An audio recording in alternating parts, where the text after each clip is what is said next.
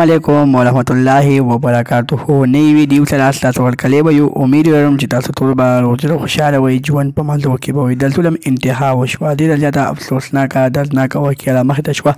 دوستانو یو ظالم بدبخت زوی خپل بوډا پلار ډېر زیات په بد مرګ باندې قتل کو.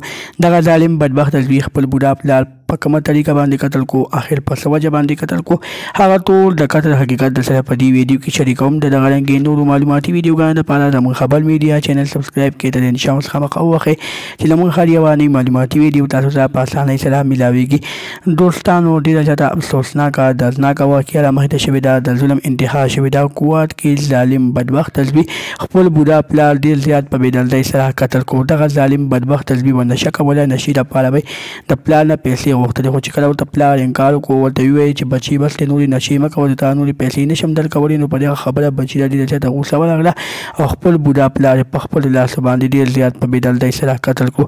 دوستانو دغه ظالم بدبخت ته پکار دي دوستانو موږ پولیسو ته دا التجا کوو چې دغه ظالم بدبخت ته یو داسې سزا ورکړي چې دا سزا ټول عمر دپاره نور زامن نور بچي وساتي، چې نور بچي په خپلو میندو پلارانو باندې داسې قسمه ظلمونه نه کوي. الله دې په ټولو مسلمانانو باندې رحم وکړي. دوستانو الله دې په دغه ظالم زوی باندې داسې قهر راوغورځي چې کوم قهر نه وي راغورځېدلی.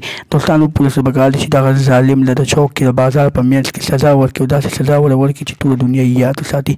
د دغه رنګې نورو معلوماتي ویډیوګانو لپاره زموږ خبر میډیا چینل سبسکرایب کړئ د نشان څخه مخ اوخئ چې زموږ هر یو نوی معلوماتي ویډیو تاسو ته په اسانۍ سره ملاویږي. والسلام.